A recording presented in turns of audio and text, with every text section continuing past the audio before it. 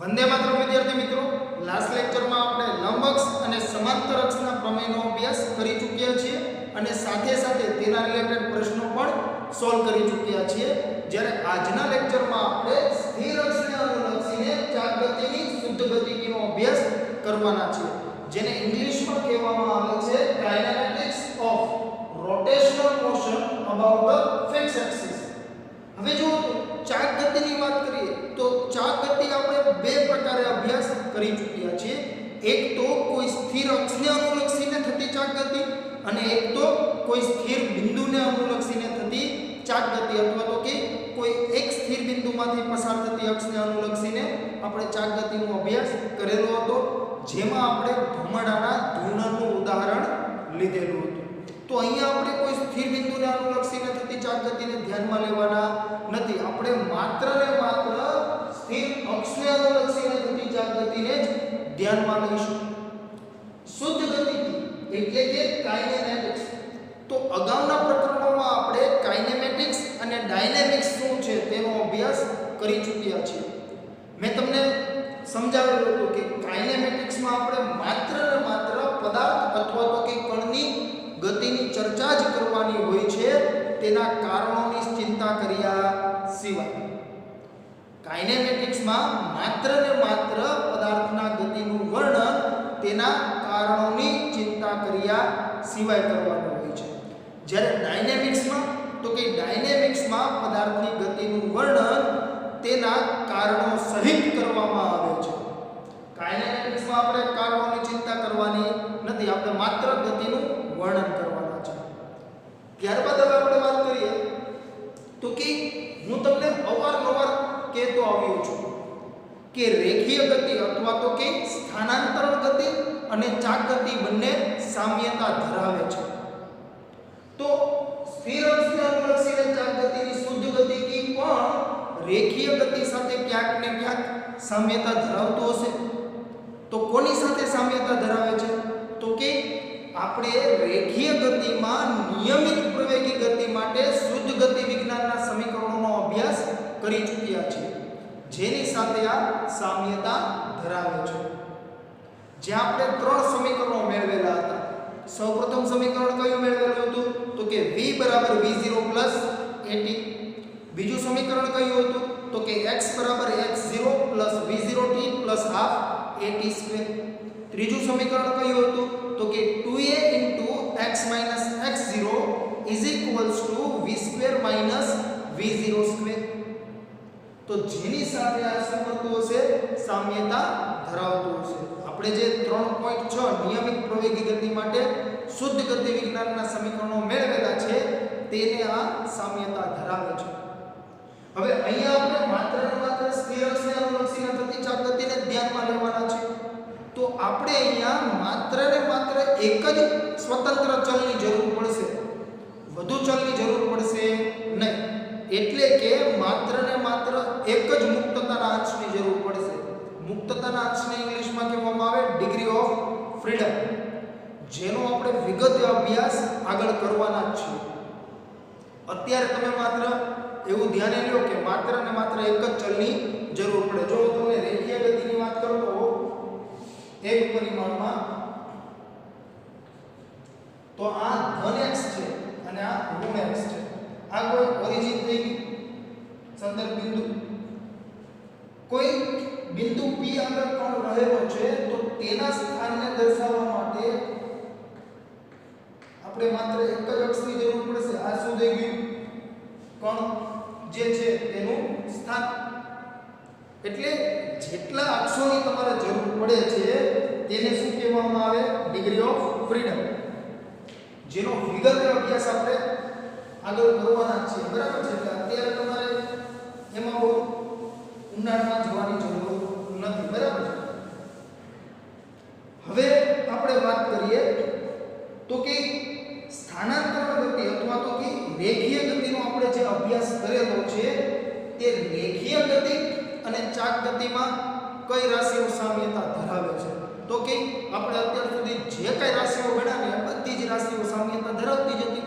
મેં તમને કીધેલું રેખીય સ્થાનાંતરને અનુરૂપ આપણે શું મળતું હતું? કોણીય સ્થાનાંતર. રેખીય વેગને અનુરૂપ શું મળતું હતું? કોણીય વેગ. રેખીય પ્રવેગને અનુરૂપ શું મળતું હતું? કોણીય પ્રવેગ. જે કામ રેખીય ગતિમાં બળ કરતું હતું એ કામ અહીંયા ચાક ગતિમાં કોણ કરે છે? ટોર્ક કરે છે. જે કામ રેખીય વેગમાન કરતું હતું રેખીય ગતિમાં એ કામ ચાક ગતિમાં કોણ કરશે? તો કે કોણીય વેગમાન કરશે. એટલા માટે મેં તમને અગાઉ જ કીધું કે રેખીય ગતિ અને ચાક ગતિ એકબીજા સાથે સામ્યતા ધરાવે છે.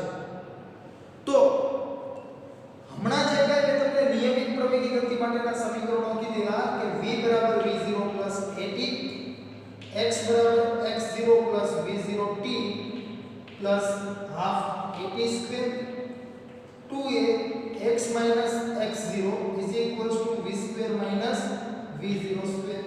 આ ત્રણે ત્રણ વ્યાપક સમીકરણો છે. તો ખાસ સમજો x0 x0 આવે છે.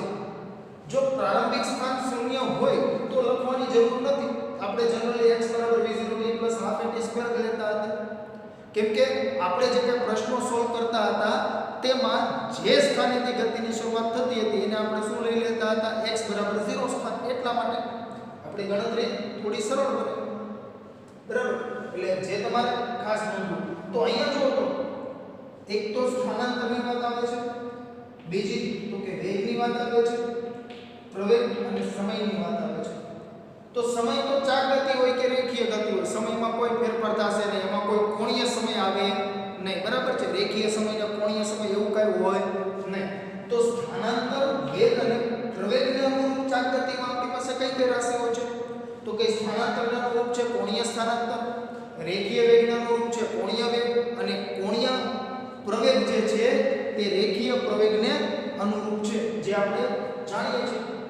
તો તેના આધારે આપણે ચાક ગતિ માટે પણ કઈ સમીકરણો બનાવી શકીએ. બરાબર છે? જે આપણે આ થિયરીમાં અભ્યાસ કરવાનો છે. તો અહીંયા સ્થિર અક્ષને અનુલક્ષીને ચાક ગતિની શુદ્ધ ગતિકીનો જ્યારે અભ્યાસ કરી રહ્યા હોઈએ ત્યારે સૌપ્રથમ તો આપણે સ્થિર અક્ષને અનુલક્ષીને થતી ચાક ગતિની આકૃતિ દર્શાવવી જરૂરી છે.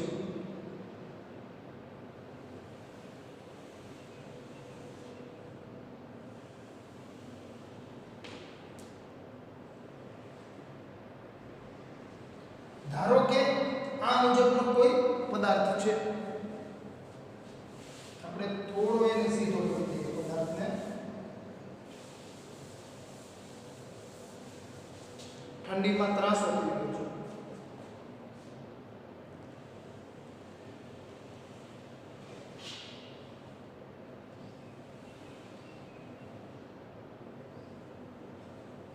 આ કોઈ દ્રઢ પદાર્થ છે જે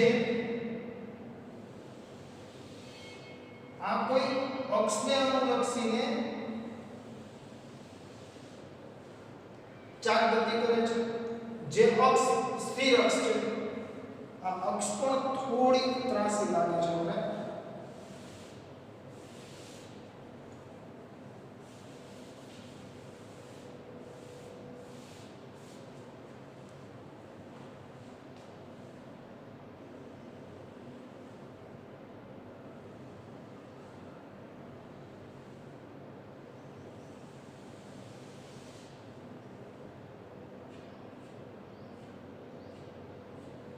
જે આ અક્ષને અનુલક્ષીને ચાક ગતિ કરે છે એ દરમિયાન તેનું ભ્રમણ આ રીતે છે, એટલે કે એન્ટી ક્લોકવાઇઝ છે.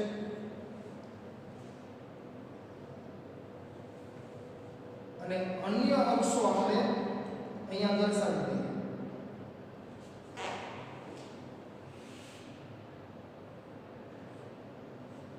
આને કહી દઈએ x અક્ષ, આને કહી દઈએ y અક્ષ. તો આ બની જશે આપણા માટે z અક્ષ. તો આ જે પોઈન્ટ છે એ આપણા માટે શું થઈ જશે? તો કે ઓરિજિન, ઉદ્ગમ બિંદુ અથવા તો કે સંદર્ભ બિંદુ. હવે જો આ કોઈ p બિંદુ આગળ રહેલા કણની આપણે જો વાત કરતા હોઈએ, બિંદુ P અથવા તો કે કણ P જે છે તેની જો આપણે ચર્ચા કરી રહ્યા હોઈએ તો તે ચાક ગતિ દરમિયાન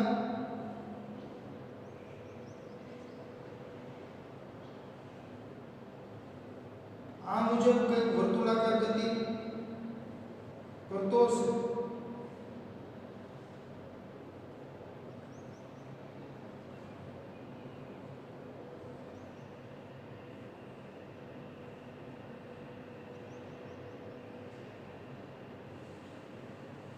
તો આ કણ P જે છે અથવા તો કે બિંદુ P આગળ રહેલો કણ જે છે તે આ મુજબ કંઈક આ અક્ષને અનુલક્ષીને વર્તુળાકાર ગતિ કરતો હશે.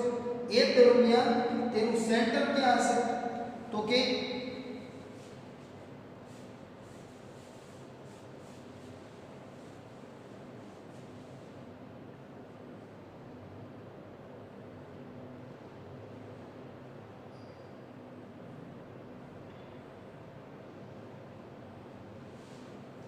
એ દરમિયાન એનું સેન્ટર અહીંયા ક્યાંક હશે. આ જે કઈ વર્તુળ બને છે તે વર્તુળનું સેન્ટર જે છે તેને આપણે C કહીએ, જે અહીંયા ક્યાંક હશે. તો આ જે કણ છે તેના સ્થાન, તેના વેગ, તેના પ્રવેગને કઈ રીતે દર્શાવી શકાય? તો એ દર્શાવવા માટે આપણે જાણીએ છીએ કે અક્ષ જે છે એની સાથે જે કઈ કોણ બને છે એને આપણે શું કહીએ છીએ? પ્રારંભિક સ્થાન. ત્યારબાદ એ કંઈક સમય બાદ કંઈક અન્ય સ્થાને પહોંચશે, એ દરમિયાન કંઈક કોણ બનાવશે, જેને આપણે શું કરતા હતા? તો કે આ મુજબ જો હું તમને સમજાવું. આ જે આપણે અક્ષ લીધી છે તે છે x અક્ષ અને આ જે અક્ષ લીધી છે તે છે y અક્ષ. તો આ જે કઈ કણ છે એ xy સમતલમાં ગતિ કરતો હશે, કેમ કે z અક્ષ તો અનુભી છે x અને y. તો xy સમતલમાં શું કરે છે? ગતિ કરે છે. હવે ખાસ સમજજો અહીંયા. હવે x અક્ષ સાથે કઈ ખૂણો બનાવે છે કેવું હોય? તો આપણે અગાઉના પ્રકરણોમાં અભ્યાસ કરેલો હતો કે કોઈ સદિશ અહીંયા આ રીતે હોય અને અહીંયા કઈ કોણ બનાવતા આપણે શું કહીએ? x અક્ષ સાથે થીટા કોણ બનાવે છે. તો અહીંયા પણ આપણે એવું જ કહેતા હતા ને કે અહીંયા જો આ સમચિતિત રેખા સાથે થીટા કોણ બનાવે છે તો એ x અક્ષ સાથે થીટા કોણ જ બનતો હોય, કેમ કે આ બંને એકબીજાને સમાંતર છે. તો અહીંયા આપણે એ રીતે જ x ને સમાંતર એક અહીંયા આપણે અક્ષ ડ્રો કરીશું, જેને કહી દઈશું x ડેશ, અને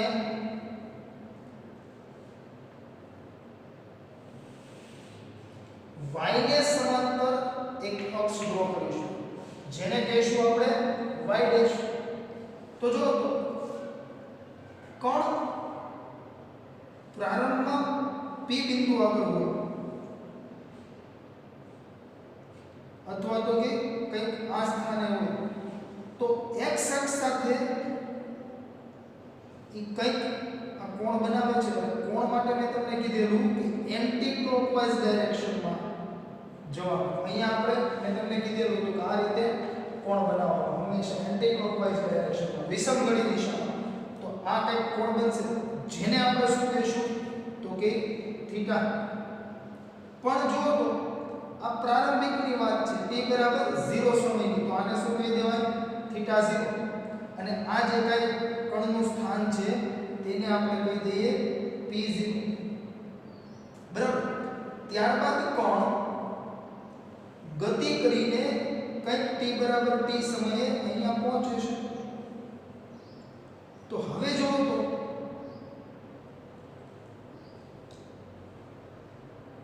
હવે કંઈક કોણ બનાવતો હશે, જે કેટલો હશે? તો કે આટલો હશે. આખો કોણ થશે ને અહીંયા જો થીટા 0 છે ને એ અંદરની સાઈડ છે, બરાબર છે. જેને ન ખ્યાલ આવતો હોય એ લોકોએ અહીંયા થોડું અને બહાર દર્શાવી, જેથી કરીને કન્ફ્યુઝ ના થાય, બરાબર છે. નહીતર એવું થશે કે થીટા 0 જે છે એ આ કોણ છે, કેમ કે વચ્ચે આવી જાય છે ને.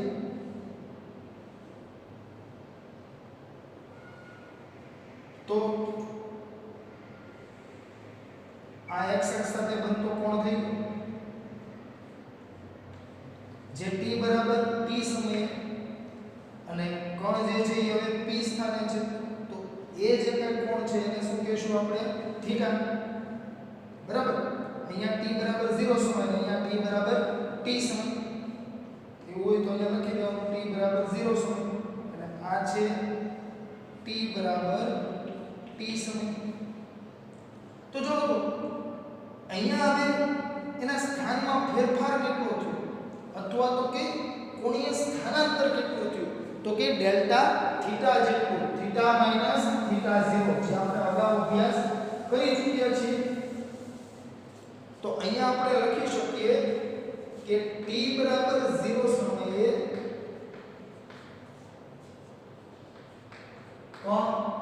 p0 સ્થાને અને t બરાબર t સમયે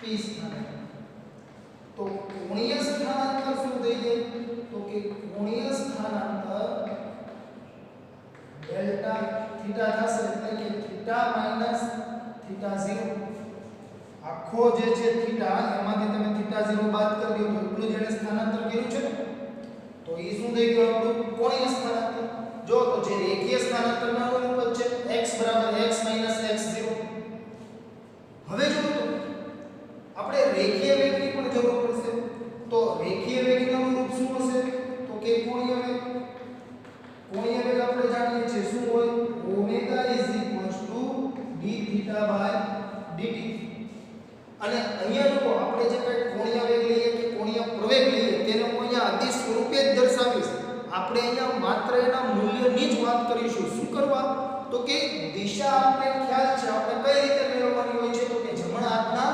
નિયમ મુજબ જે આપણે વિગતે અગાઉ અભ્યાસ કરી ચૂક્યા છે જો તો p0 થી p આ બરાબર છે મેં કીધું ને xy સમતલ છે z અક્ષ આમ છે તો p0 થી p તો z અક્ષની દિશામાં શું હશે ઓમેગા છે એટલે ઓમેગા તમને આ દિશામાં મળશે એવી જ રીતે કોણીય પ્રવેગ દિશા તો ફિક્સ જ છે આપણે ખબર જ છે ઓમેગા ની અને આલ્ફા ની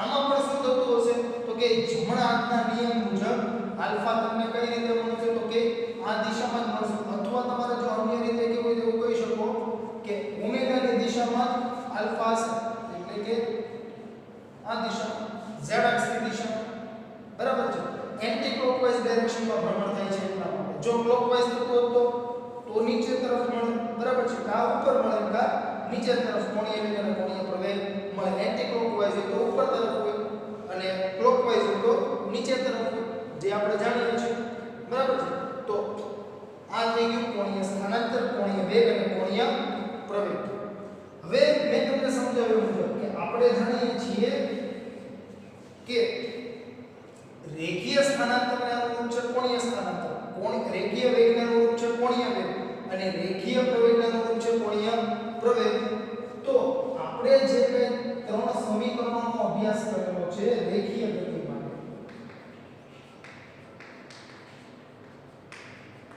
નિયમિત પ્રવેગ હોય ત્યારે અથવા તો કે અચળ પ્રવેગ હોય ત્યારે તે શું હતા તો કે v v0 at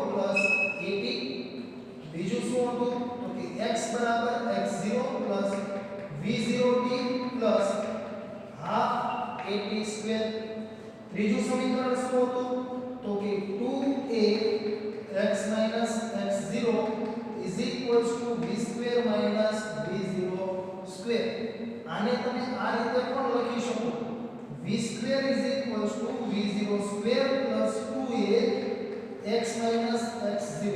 આ v02 છે એ માઈનસ છે આ બાજુ લીધું પ્લસ થઈ એટલે એ રીતે પણ લખી શકાય.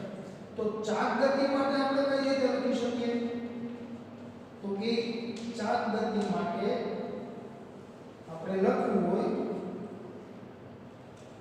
તો પહેલું જે કઈ સમીકરણ છે તે છે v બરાબર v0 a. તો v ને અનુરૂપ શું મળે છે અહીંયા આપણે ચાક ગતિમાં તો કે ઓમેગા. રેખીય વેગનો અનુરૂપ શું છે કોણીય વેગ તો કે ઓમેગા.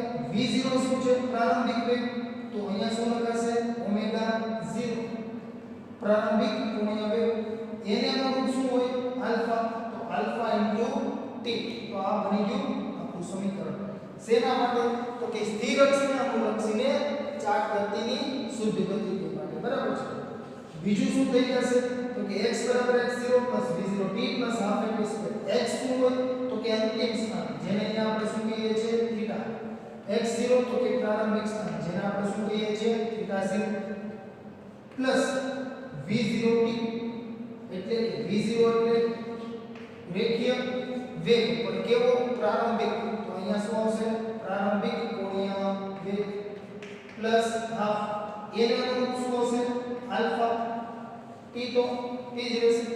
હવે આને તમે આ રીતે પણ લખી શકો કે theta minus theta 0 is equals to omega 0 t plus half alpha t square. બરાબર, થીટા 0 આપણે આ બાજુ લીધું છે, એમાં અન્ય કઈ છે નહીં.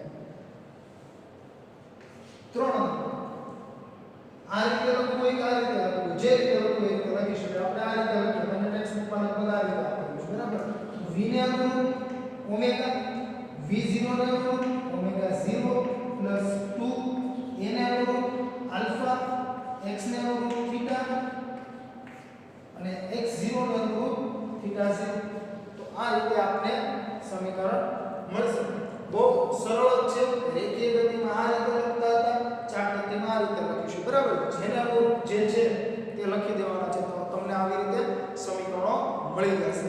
હવે રેખીય ગતિમાં નિયમિત પ્રવેગી ગતિના જે કંઈ 3 સમીકરણો હતા, તે 3 સમીકરણો આપણે 2 રીતે તારવેલા હતા. એટલે કે ત્યાં તેની સાબિતી હતી. એક તો આપણે આલેખની રીતથી દર્શાવતા હતા અને એક તો કલનશાસ્ત્રની રીતે અથવા તો કે સંકલનની મદદથી આપણે ત્યાં તારવણી મેળવતા હતા.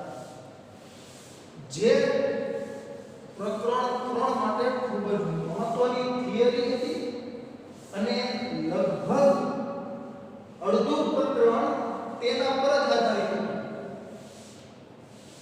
અડધા પ્રકરણમાં આપણે તેનો ઉપયોગ કરતા હતા, બરાબર છે.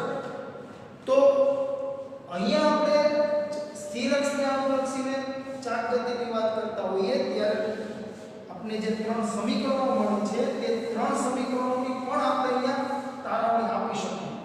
જે રીતે આપણે રેખીય ગતિમાં આપેલી છે એ રીતે. તમને એક ઉદાહરણ આપેલું છે, જે ઉદાહરણમાં એક સમીકરણ તમને તારવવાનું કીધેલું છે, બરાબર છે. તે સિવાયના 2 સમીકરણો જે છે એ તમને સ્વાધ્યાય માટે તમારે જાતે ઉકેલવાના છે, એવું તમને ત્યાં કીધેલું છે, બરાબર. તો હવે આપણે તે ઉદાહરણ જોઈએ કે જેમાં આપણે સમીકરણ તારવવાનું છે, જે છે ઉદાહરણ 7.13, જેમાં તમને આપેલું છે પ્રાથમિક સિદ્ધાંતોના આધારે સમીકરણ 7.38 મેળવો. એટલે કે ઓમેગા omega 0 આલ્ફા t મેળવો. તો અહીંયા આપણે લખીએ ઉદાહરણ 7.13, જેમાં તમને કહે છે પ્રાથમિક સિદ્ધાંતોના આધારે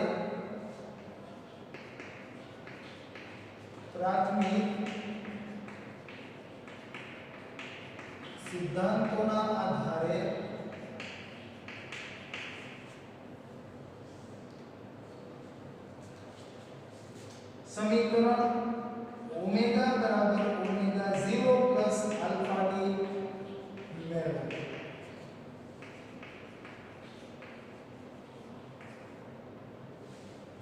હવે જો આપણે પ્રાથમિક સિદ્ધાંતોના આધારે ઓમેગા ઓમેગા 0 આલ્ફા ટી મેળવવું છે, તો મેં તમને શરૂઆતમાં જ કીધેલું હતું કે રેખીય ગતિમાં આપણે જે નિયમિત પ્રવેગી ગતિ માટે સમીકરણો મેળવેલા છે તે અને આ બંને એકબીજા સાથે સામ્યતા ધરાવે છે. ત્યાં રેખીય ગતિમાં આપણે અગાઉ જ કહેતા હતા કે નિયમિત પ્રવેગી ગતિ અથવા તો કે અચળ પ્રવેગી ગતિ માટે જ તે સમીકરણો લાગુ પાડી શકાય.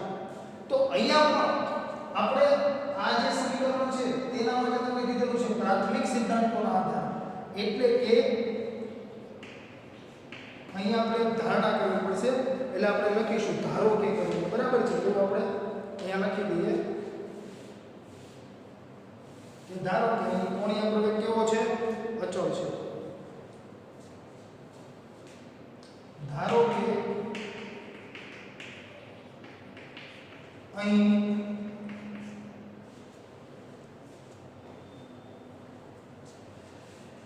અહીંયા જ મૂકીએ સરળ અહીં અચળ કોણીય પ્રવેગી ગતિ થાય છે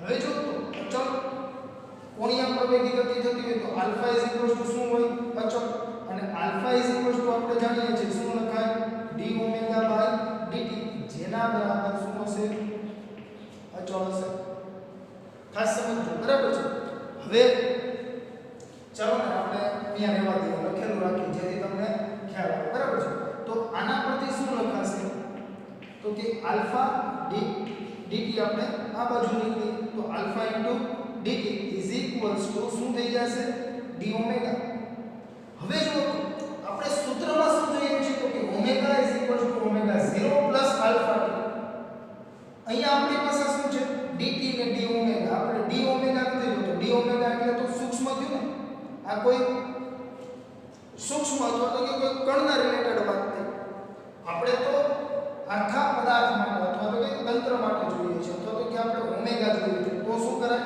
તો આપણે જાણીએ છીએ સંકલન લઈ લેવાય બરાબર d ઓમેગા નું સંકલન આપણે શું આપે ઓમેગા આપે તો અહીંયા લખીએ બંને બાજુ સંકલન લેતા હવે બંને બાજુ સંકલન લઈએ એટલે શું લખાશે ઇન્ટિગ્રેશન આલ્ફા dt અને આ બાજુ ઇન્ટિગ્રેશન d ઓમેગા થઈ જશે હવે integration alpha dt integration d omega એમાંથી આલ્ફા બહાર આવતા રહેશે કેમ કે અચળ છે કોણીય પ્રવેગ જે આપણે અગાઉ ચર્ચા કરી ચૂક્યા છીએ તો dt ઇન્ટિગ્રેશન d ઓમેગા માટે અહીંયા કાઈ નથી તો એકનું સંકલન જે તે અચળ પોતે જ આવશે તો શું આવશે t અહીંયા d ઓમેગા જે છે એનું શું થઈ જશે ઓમેગા હવે જો ખાસ અહીંયા એ સમજવાનું છે મેં તમને સમજાવેલું હતું નિયત સંકલન અને અનિયત સંકલન બંનેમાં ફેર શું છે તો કે માત્ર લિમિટનો જ ફેર છે એકમાં લિમિટ આવતી હશે ને એકમાં લિમિટ નહીં આવતી હોય એટલે મેં ત્યારે તમને કીધેલું હતું કે જ્યારે લિમિટલેસ ઇન્ટિગ્રેશન હોય બરાબર છે ત્યારે આપણે કંઈક કોન્સ્ટન્ટ લેવો પડે જે પ્લસ સી લેવો પડે જ્યારે મેં તમને સંકલન વિશે વિગતે સમજાવેલું ત્યારે મેં તમને કીધેલું હતું કે તમે આવું લખો છો ઇન્ટિગ્રેશન x n dx તો શું લખાશે તો કે x n + 1 divide by n + 1 + c કેમ કે અહીંયા કોઈ લિમિટ નથી કોઈ બાઉન્ડરી નથી એટલા માટે બરાબર છે તો જે તમને ખાસ ખ્યાલ હોવો જોઈએ તો અહીંયા પણ આપણે કોઈ લિમિટ લીધેલી નથી તો અહીંયા પણ તમારે એક કોન્સ્ટન્ટ મૂકવો પડશે જે આલ્ફા ટી પ્લસ કરીને આપણે મૂકીશું બરાબર છે તો અહીંયા d omega alpha integration dt લખીએ માટે omega alpha T plus C શું કરવા લખીએ છીએ હું તમને સમજાવું જો આની જગ્યાએ તમે આ જ તારણ અલગ રીતે પણ કરી શકો જેમ હું હમણાં તમને સમજાવીશ હવે જો omega alpha T plus C છે તો સી જે છે એની કંઈક વેલ્યુ હશે જે શું હોઈ શકે તો કે જો t બરાબર 0 હોય તો અથવા એવું લખીએ કે t બરાબર 0 સમય ચાલો 0 હોય તો શું થઈ જશે તો જો તો t બરાબર 0 આ 0 મૂકી દો શું થઈ જાય કે ઓમેગા c થઈ જાય ઓમેગા શું થઈ જશે c થઈ જશે પણ ક્યારે t બરાબર 0 સમય t બરાબર કઈક સમય હશે બરાબર તો થશે નહીં તો શું લખી શકાય ઓમેગા 0 લખાશે કેમ કે 0 સમયમાં ઓમેગા 0 સમયમાં કોણીય હોય બરાબર છે તો હવે આપણે અહીંયા લખી શકીએ કે c બરાબર ઓમેગા 0 પરિણામ 1 માં મૂકતા તો શું મળી જશે omega omega 0 plus alpha T તો આપણે આ જ તારણનો જો મળી ગયો આપણે પ્રથમ સમીકરણ ખ્યાલ આવ્યો કઈ રીતે મળશે હવે જો મેં તમને કીધું કે બીજી રીતે પણ થઈ શકે બીજી રીત કઈ તો કે અહીંયા લિમિટ મૂકી દેવાની બીજું કાંઈ કરવાનું નહીં જો તો અહીંયા આલ્ફા dt છે અને અહીંયા શું છે d ઓમેગા મેં તમને સમજાવેલું છે અગાઉ પણ કે જે અહીંયા ચલ છે ને તેના અનુરૂપ લિમિટ મૂકાય અહીંયા dt છે એટલે t ના અનુરૂપ લિમિટ મૂકશું સમય આપણે જનરલી શું લેતા હોઈએ છે 0 થી t અને ઓમેગા છે કે પ્રારંભિક કોણીય વેગથી અંતિમ કોણીય વેગ તો જો હવે શું મળશે કે આલ્ફા m નું અહીંયા 1 નું સંકલન શું થશે અચળ છે બહાર આવતો 1 નું સંકલન શું થાય t t - 0 કેમ કે અહીંયા જો લોઅર લિમિટ ના અપર લિમિટ આ રીતે મૂકશું અહીંયા શું થઈ જશે 1 નું શું થાય ઓમેગા 0 અને ઓમેગા બરાબર છે મૂકો તો t - 0 એટલે આલ્ફા t મળ્યો અહીંયા ઇઝ ઇક્વલ્સ અહીંયા શું થઈ જશે એકવાર ઓમેગા મૂકો બીજી વાર ઓમેગા 0 મૂકો માઈનસ કરીને તો મળી ગયું કે omega is equals to omega 0 plus alpha t બરાબર આપણે અગાઉ આ રીતે કરેલું તો આ રીતે પણ તમે મેળવી શકો પરંતુ અહીંયા તમને એ રીતે નથી આપેલું આ સ્વરૂપે આપેલું છે તો આપણે અહીંયા આ સ્વરૂપે દર્શાવેલું છે બરાબર છે એટલે આપણે આ રીતે દર્શાવશું હવે જો તમે આ જે ઉદાહરણ છે 7.13 તેના નીચે જોશો ને તો તમને આપેલું છે આ તારવણી અને સમીકરણ 7.39 અને 40 ની તારવણી સ્વાધ્યાય તરીકે છોડેલી છે હવે સ્વાધ્યાય તરીકે જો છોડેલી હોય તો તમારે કરવાની થાય તો એ તમે કરશો ને કરશો નહીં થાય બરાબર છે કેમ કે એવો સમય ના હોય ને આપણે ઘણા બધા બીજા કામ હોય આજુબાજુ ફરવા કોણ જશે નહીં બરાબર તો એટલા માટે હું જ તમને અહીંયા કરાવું બરાબર તો આપણે અહીંયા લખીએ બીજા સમીકરણ માટે થીટા ઇઝ ઇક્વલ્સ ટુ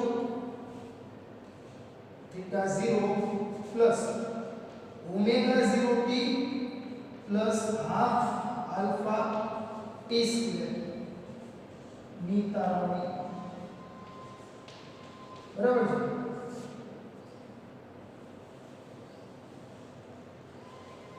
હવે જો તો અહીંયા આપણે આનો જ ઉપયોગ કરીશું omega is equals to omega 0 plus alpha T એ તો આપણે મેળવી લીધું તો omega is equals to omega 0 plus alpha T છે હવે આમાં જો તો જ્યાં ઓમેગા છે તે આપણે કંઈક લખવું હોય તો એવું લખી શકીએ હવે omega is equals to d theta by dt લેતા કે આપણે જાણીએ છીએ ઓમેગા બરાબર શું મળે d થીટા બાય dt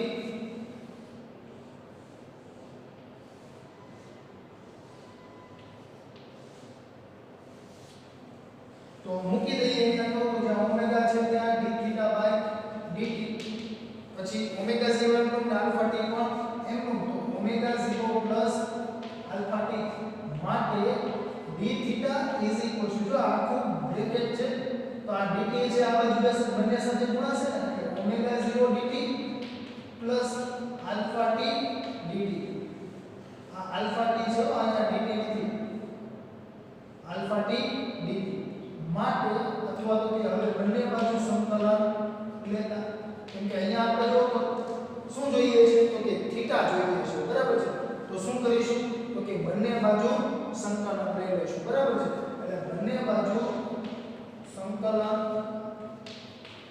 લેતા શું મળશે integration d theta integration omega 0 dt plus alpha t dt માટે હવે જો d થીટા એમને ઓમેગા 0 બહાર આવતા રહેશે કેમ કે dt છે એટલે ઓમેગા 0 નું સંકલન કરી શકીએ નહીં બરાબર છે હવે અહીંયા જો આલ્ફા અચળ છે તો અંદર t છે આલ્ફા 12 તો આવું મળી જશે માટે બધા જ સૂક્ષ્મ થીટાનો તમે સરવાળો કરી દો શું આપણે થીટા આપણે જાણીએ છીએ બરાબર છે હવે અહીંયા ઓમેગા 0 જે છે એમ એકનું સંકલન શું થાય તો કે જે તે ચલ અહીંયા શું છે dt તો શું આવશે t પ્લસ આલ્ફા એટલે અહીંયા t છે, t નું સંકલન શું થાય તો કે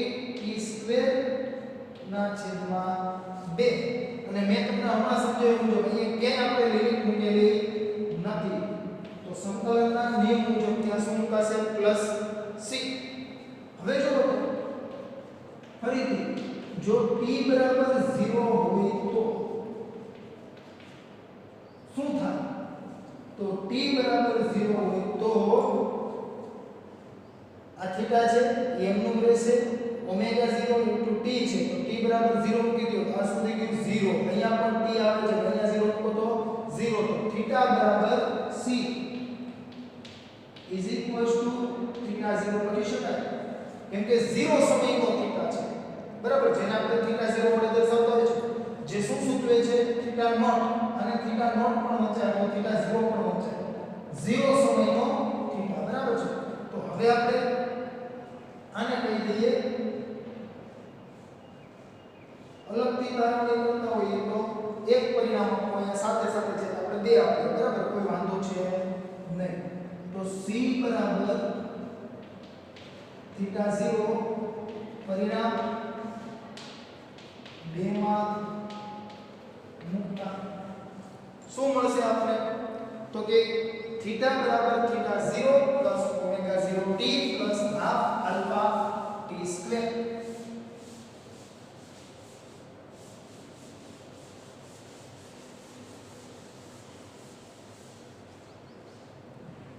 તો શું મળી જશે તો કે માટે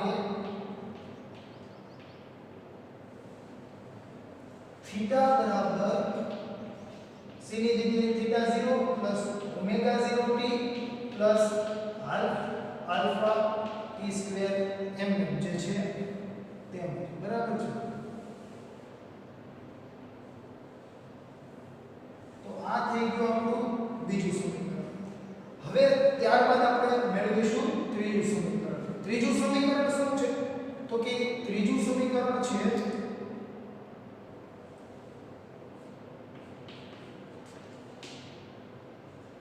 2 અથવા અહીંયા આપણે આ રીતે લખીએ omega square = omega 0 square plus 2 alpha theta minus theta 0 જેની આપણે શું જોવાના છીએ તારવણી. હવે જો આપણે આ સમીકરણ મેળવ્યું છે એ સમીકરણ એમને લખી દઈએ થીટા બરાબર theta 0 plus omega 0 t plus half alpha t square બરાબર જેને હું અહીંયા કહી દઉં છું પરિણામ 3. હવે આ જે સમીકરણ છે તેના પરથી આપણે જોઈએ હવે ઓમેગા બરાબર ઓમેગા 0 પ્લસ આલ્ફા t પરથી t બરાબર શું થઈ જાય તો કે ઓમેગા માઈનસ ઓમેગા 0 છેદમાં આલ્ફા જેને કહી દે 4 નંબર તો કે 3 અને 4 પરથી પરિણામ 3 અને 4 પરથી અથવા તો કે t ની કિંમત પરિણામ 3 માં મૂકતા અથવા t બરાબર ઓમેગા માઈનસ ઓમેગા 0 ના છેદમાં આલ્ફા પરિણામ 3 માં મૂકતા. તો હવે જ્યાં t છે ત્યાં વેલ્યુ મૂકી દઈએ. જો તો થીટા થીટા 0 અથવા થીટા 0 નો આ બાજુ લઈ લો છું તો શું થઈ ગયું માઈનસ થઈ ગયા. હવે શું આવશે તો કે ઓમેગા 0 જ્યાં t છે ત્યાં શું લખવાનું છે ઓમેગા માઈનસ ઓમેગા 0 ના છેદમાં આલ્ફા પ્લસ હાફ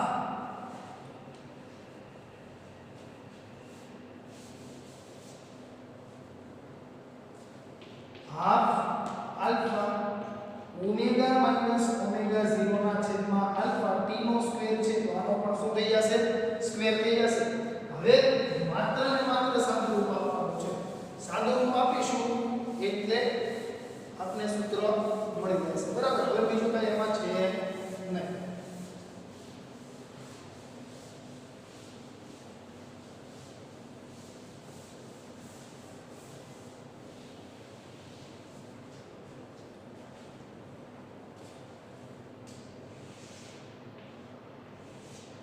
હવે જો તમારું સાદું રૂપ આપવું છે આવશે તો માટે અહીંયા શું લખાશે theta minus theta 0 is equals two જો તો આ ઓમેગા 0 અંદર ગુણાશે તો શું આવશે ઓમેગા 0 ઇન્ટુ ઓમેગા તો omega into omega 0 minus omega 0 શું થઈ જશે ઓમેગા 0 નો સ્ક્વેર છેદમાં alpha mn plus half alpha mn રહેશે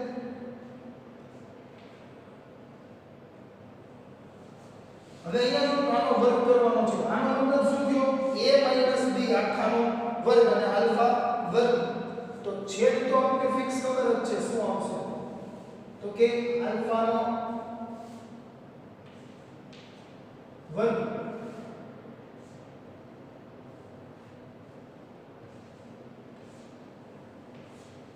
અને ઉપર શું થઈ જશે તો કે a b સ્ક્વેર હોય તો a square 2ab b square એટલે a નો સ્ક્વેર એટલે omega square 2ab 2 omega omega 0 b square એટલે ઓમેગા 0 સ્ક્વેર આવું મળશે આપણે માટે જો તો theta minus theta 0 is equal to શું થઈ જશે તો એક આલ્ફા કેન્સલ થઈ જશે તો વધશે કે જો આવું વધે ડાયરેક્ટલી હું એને સાદુરૂપ આપીશ તો કોઈને સમજાય ના સમજાય એવું બની શકે તો એના માટે બેટર છે કે હું આખું સ્ટેટમેન્ટ લખી દઉં જો આલ્ફા આલ્ફા કેન્સલ તો છેદમાં શું આવશે 2 આલ્ફા અને ઉપર શું રહેશે તો કે omega square minus 2 omega omega 0 omega 0 square હવે આનો લસાઅ તો શું થઈ જશે તો કે લસાઅ શું આવશે 2 આલ્ફા આવશે 2 અહીંયા ગુણાશે બરાબર છે લસાઅ શું આવી જશે 2 આલ્ફા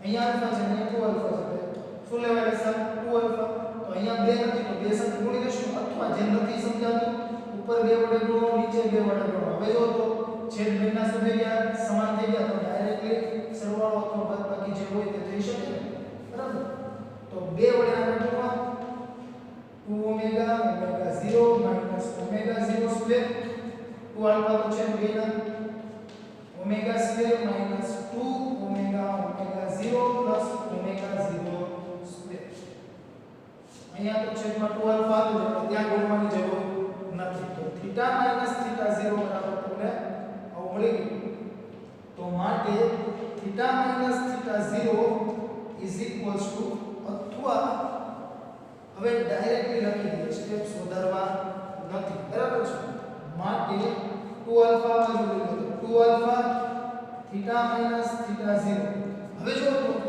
અહીંયા આપણે જે સમીકરણ લખેલું છે એ મુજબ કંઈક જો આ પદ મળ્યું હવે ઓમેગા સ્ક્વેર અને ઓમેગા 0 સ્ક્વેર હોવા જોઈએ તમારી પાસે તો ચેક કરો તો એવું મળે છે તો કે હા જો તો આ કેન્સલ આ પ્લસ ને આ માઈનસ કેન્સલ થઈ જાય ઓમેગા સ્ક્વેર જે છે એ તેનું લખાઈ જશે માઈનસ અહીંયા 2 ઓમેગા સ્ક્વેર કરવું પડશે ને 2 વડે ગુણવાના છે બરાબર છે માઈનસ 2 ઓમેગા 0 સ્ક્વેર અને પ્લસ ઓમેગા 0 સ્ક્વેર તો શું આવશે માઈનસ ઓમેગા 0 સ્ક્વેર માટે omega square is equals to omega 0 square plus 2 alpha theta minus theta 0 મળી ગયું તો આ થઈ ગયું આપણું ત્રીજું સમીકરણ